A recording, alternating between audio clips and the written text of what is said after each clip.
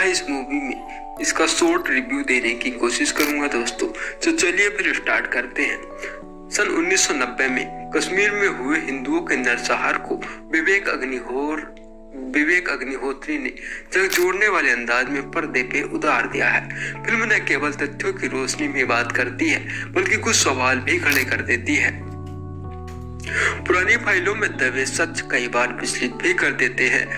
Tashkent files 2019 के बाद अब निर्देशक विवेक रंजन अग्निहोत्री ने कश्मीर के 3 दशक से अधिक पुरानी फाइल के पन्ने पलट दिए हैं। उनकी यह फिल्म बेचैन करती है और फिल्म देखते हुए नदा फाजली का शेर भी याद आता है, बेनाम या ये दर्द ठहर क्यों नहीं जाता, जो बीत गया है वो गुजर क्यों नहीं जाता। ऐसा नहीं है कि कश्मीर का यह व्याकुल कर देने वाला सच लोग नहीं जानते हैं कि कैसे आतंकियों ने कश्मीरी हिंदुओं को उनकी जमीन से बेदखल किया था, लेकिन बेरहमी से कत्ल किया गया और उनकी महिलाओं बच्चों पर शर्मनाक अत्याचार भी किए गए थे। कश्मीरी लोग कैसे देश प्रदेश की सरकार और स्थानीय प्रशासन, पुलिस और मीडिया जैसी ताकतों के बावजूद भी अपनी धरती से पलायन के बाद देश में ही शरणार्थी बन के रह गए थे और आज तक उन्हें न्याय भी नहीं मिला। पुरानी पीढ़ियों से होता हुआ यह दर्द नई पीढ़ी की रगों में तोड़ रहा है। विवेक अग्निहोत्री ने इस पीढ़ी दर पीढ़ी दर्द के बहने की कहानी को कश्मीरी फाइल्स में उतार के दिखा दिया है। यह कहानी रिटायर्ड टीचर पुष्कर नाथ पंडित यानी अनुपम खेर और उनके परिवार को केंद्र में रखकर चलती है। उनके बहाने कश्मीरियों के जख्मों और तकलीफों को भी दिखाती है।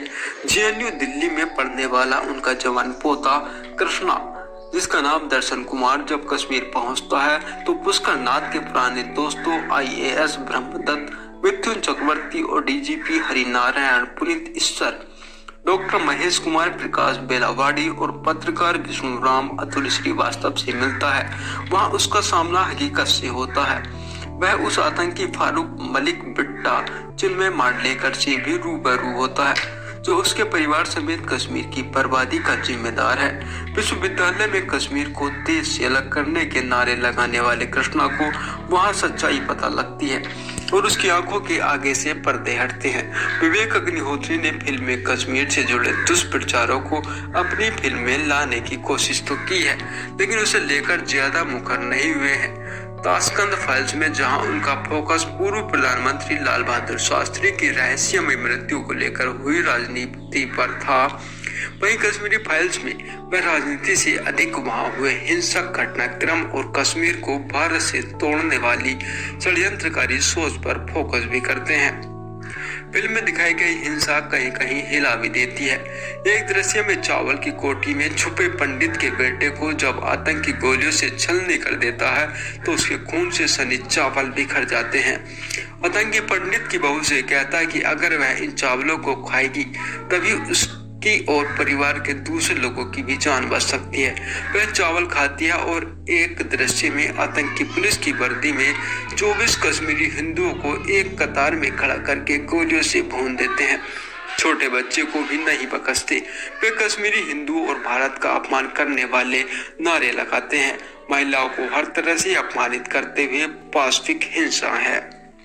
करीब 3 घंटे की इस फिल्म का पहला हिस्सा जहां कश्मीर में 1990 में हुए भीषण नरसंहार पर केंद्रित है, वहीं दूसरे में निर्देशक कृष्णा के बहाने नई पीढ़ी के असमंजस को दिखाते हैं, जिसे बताया कुछ गया है और सच कुछ और है। फिल्म में कश्मीरी आजादी के नारे, बेनजीर भुट्टो के वीडियो और फैज की नज्म हम देखेंगे के बहाने और निर्देशक आतंकियों और अलगाववादियों के इरादे जाहिर करते हुए नई पीढ़ी की उलझन को सामने लाते हैं।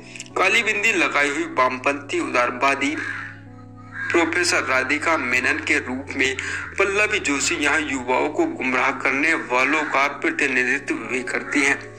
फिल्म बहुत सारी पीड़ितों की सच्ची कहानियों और दस्तावेजों पर आधारित है।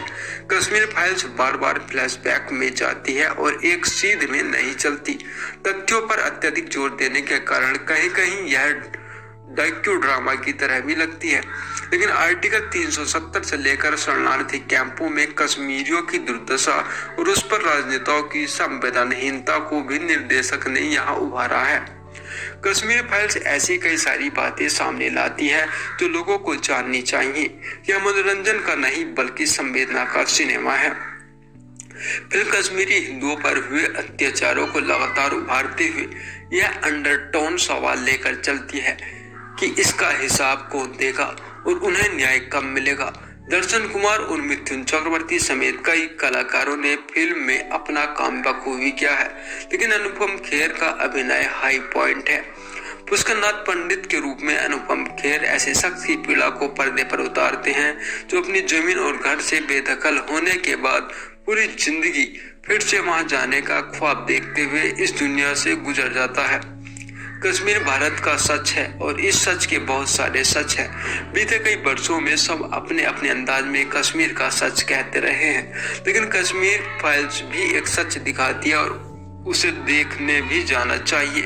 अगर आप भी इस मूवी को अभी नहीं देख पाए हैं तो इस मूवी को देखें और कमेंट करके बताएं कि यह मूवी आपको कैसी लगी।